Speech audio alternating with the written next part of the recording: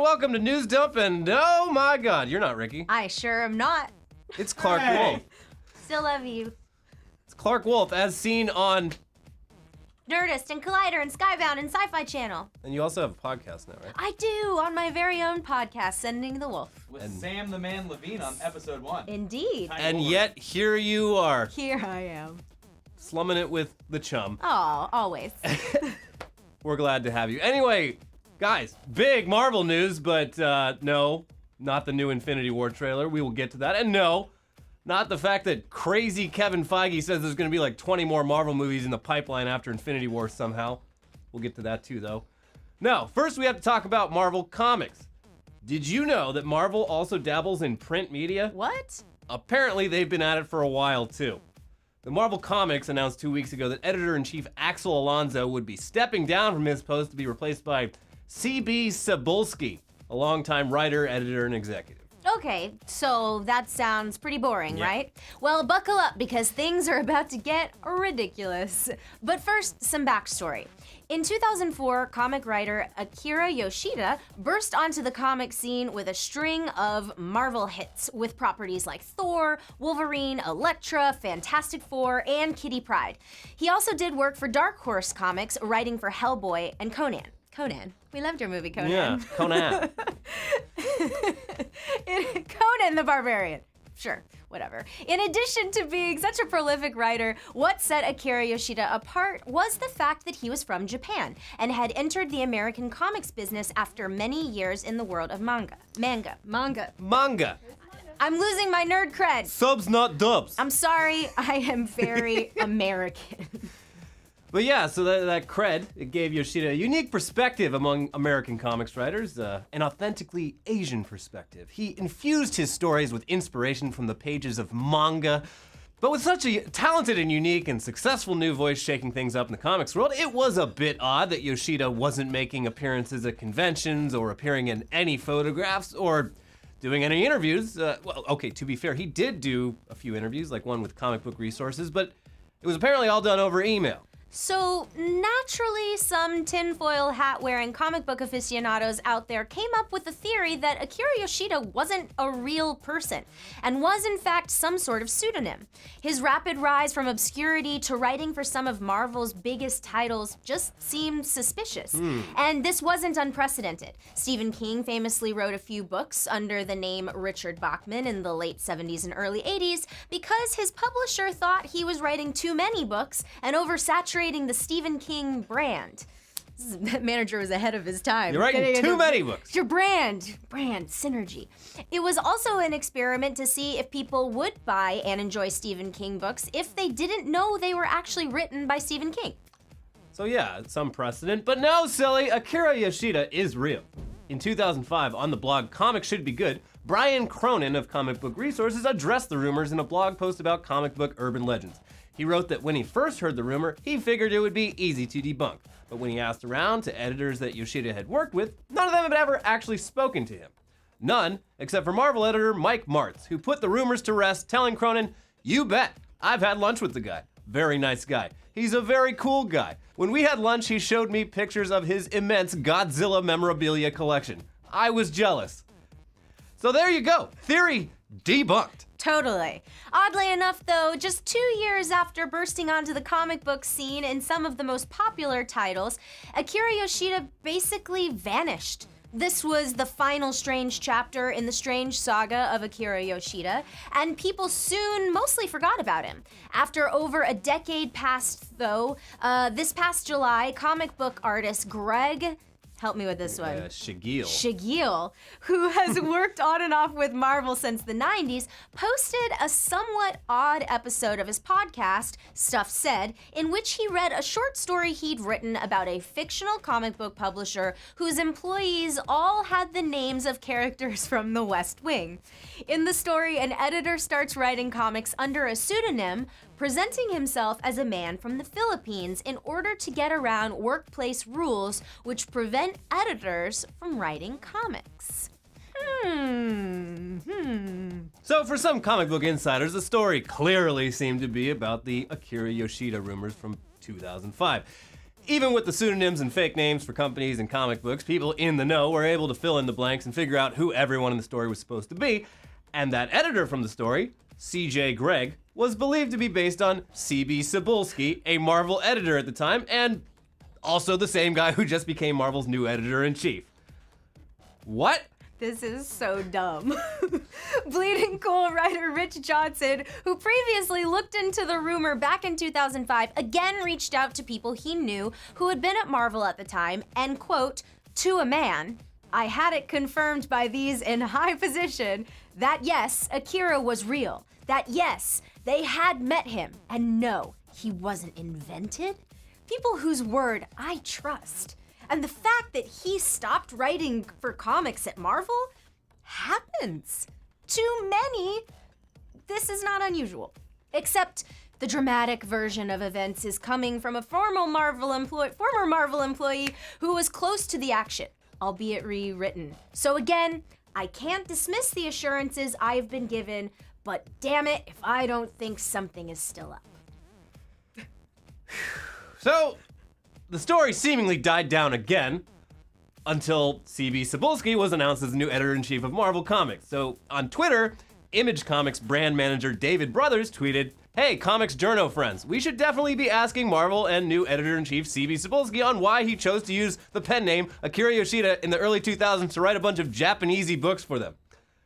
So the idea of cultural appropriation, it wasn't very mainstream back in 2005, but in 2017, the idea of some white dude assuming the identity of a Japanese man to write a bunch of authentic manga-inspired comic books featuring Japanese characters and locations and themes, it is, as they say, a bit problematic, especially given the rest of Marvel's track record with Asian characters and themes, which is not great. No, not good. Not good. Anyway, now that a comic book insider had leveled straight up accusations, CBR's Brian Cronin and Bleeding Cool's Rich Johnston, both having suffered from 12 years of unshakable paranoia, tackled the story yet again and got to the truth. Yep. It was C.B. Cebulski, had been Akira Yoshida all along. And back in July when that podcast dropped, he'd confessed to Marvel executives who weren't stoked about it, but the issue was sorted out internally. Cebulski had apparently wanted to leave Marvel and pursue a writing career and had created Yoshida to lay the groundwork for this. What's the end game, though? What? Anyway, when Yoshida actually ended up being successful, other completely unaware Marvel editors started hiring Yoshida for their projects, so the lie just kept going until Cebulski eventually decided enough was enough. He found a new job at Marvel that allowed him to write under his own name, and that was that. Also, to be fair, Cebulski had been more than just some white manga fan. He had family in Japan. He'd lived there off and on for years, and he actually did begin his comics career editing manga. Thing is, he wasn't, a Japanese man named Akira Yoshida. He was a Marvel Comics editor, contractually barred from writing comics. As for those few people who previously said they definitely met Akira Yoshida, well, this part's weird and a bit unclear. Supposedly, that had actually been a Japanese manga translator who happened to be in town for some reason, who several Marvel employees just assumed was Akira Yoshida. Seems like one hell of a misunderstanding, if true. This is like the Parent Trap, but with comic books. Or it could just be a lie. I don't know. I just, anytime I meet someone from Japan, I assume they are any Japanese person I might be thinking of. Of course. Yeah. I can't get over this Godzilla thing. Yeah, and then they show me their Godzilla collection. I'm like, that's cool. That is also not a good look. Yeah. Not a good part of the Bad story. optics. Very bad. Anyway, on Tuesday, on his very first day as Marvel editor-in-chief, C.B. Cebulski provided a statement to Bleeding Cool about this whole thing, saying this. I stopped writing under the pseudonym Akira Yoshida after about a year. It wasn't transparent, but it taught me a lot about writing, communication, and pressure. I was young and naive and had a lot to learn back then. But this is all old news that's been dealt with, and now, as Marvel's new editor-in-chief, I'm turning a new page, and I'm excited to start sharing all my Marvel experiences with up-and-coming talent around the globe. Okay. Up-and-coming talent claiming to be from all over the planet. Yeah, this is bad. Okay, well, all right then. Carry on, I guess. Anyway, yeah. So Kevin Feige told Vanity Fair, we've got another 20 movies on the docket that are completely different from anything that's come before. Intentionally. For reference, there's been 17 MCU movies released so far. So this ride is far from over. And Disney president Bob Iger pointed out in the same article that they've got the rights to 7,000 characters. So there's plenty of obscure material to work with. Jesus Christ. It never ends. It will literally never end. I'm using literally the way you're supposed to. Like, it's Star Wars never. and Marvel. It's forever. It's forever. It's forever. So yeah, I mean, 7,000 characters. I guess that would be a pretty big red flag if not for the fact that they somehow managed to take the Guardians of the Galaxy and make it one of the most popular sub-franchises in the MCU, despite pretty much no one even knowing who the characters were. So yeah, anyway, this week they of course released that trailer for Avengers Infinity War, which you've probably already seen.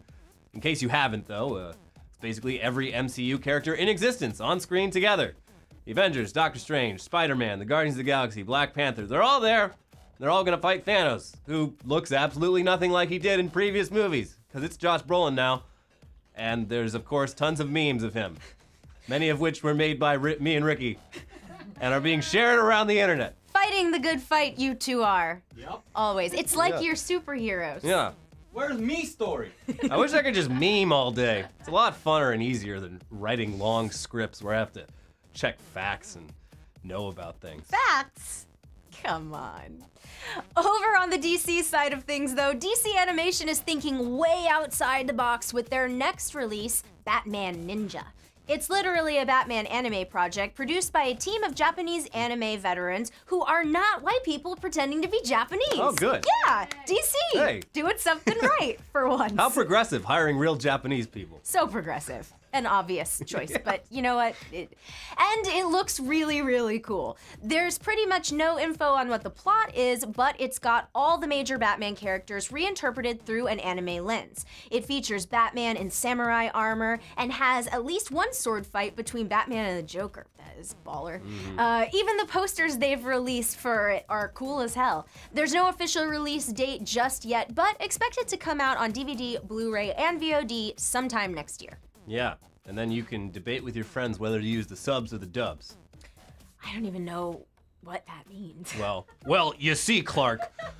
Well, actually, When anime is imported into the United States, I have so much to learn about First anime. they pay taxes to bring it in. first they pay large fees to bring it in. Then they hire American actors to do the voices, Okay. some of which do so inaccurately. Oh, I see. The dubs and the. I'm learning. See, I learned Yeah. something. The You just problem learned with something. dubs is you become a meme because in the original Dragon Ball it was over 8,000, but because of the dub, the American English-speaking voice actor said 9,000, which became the meme and the standard by which to Yeah. judge all dubs. He's right. Okay. right. I can't. I have nothing to contribute. Now you know about subs versus dubs. Thanks, guys. It is a sensitive topic. I believe it. Also in trailers, Netflix has dropped 4 Black Mirror trailers in the last week, and they might even have more up by the time this video goes up. Each one is a trailer for a specific episode from the upcoming 4th season, and luckily none of them give away too much or anything about what exactly each episode's weird twist on technology is going to be. In fact, they're all super vague, which is fine. I prefer it that way. The only thing they really accomplish is getting us stoked for more Black Mirror, but hey, no complaints.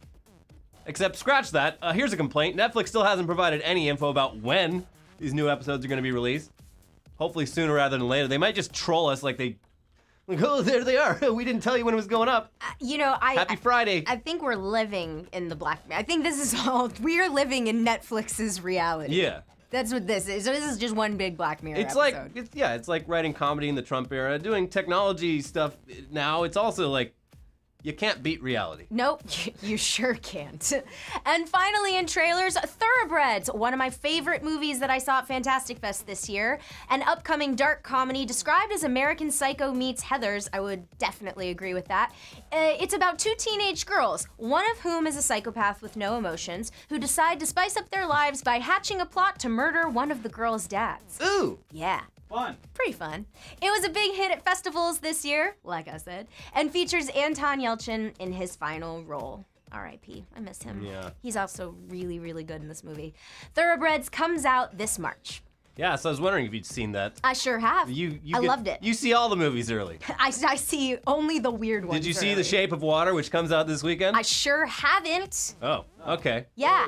You guys see All all right. the movies early. We haven't seen Shape of Water. Oh, okay, we should all go together. We did all see The Disaster Artist, though. Yeah, that is which I liked good. a lot. I like that one too. So yeah, those two movies are out this weekend. Cool. Very cool.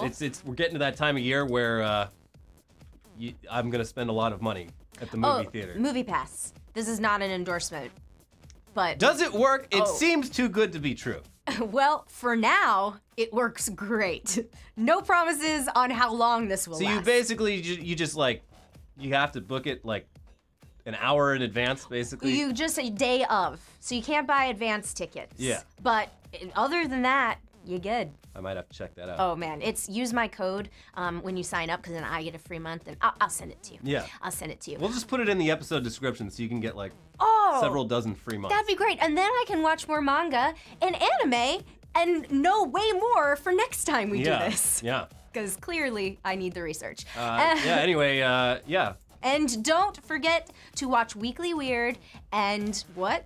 Tugs. Tugs! And what's the name of your new podcast? How can people find it? The name of my new podcast is Sending the Wolf. Yes, that is a Pulp Fiction reference. And you can find it on iTunes, Stitcher, and Google Play Music, or at my website, clarkwolf.com. My first guest was Sam the Mam Levine, Tiny Wolverine. Tiny Wolverine, talking about The Godfather. And next week, we're diving into Vertigo. Getting some classic stuff on. Yeah. Classic and classy. Classy, classic movies. Well, thank you, Classy Clark Wolf. Thank you for having me. Bye.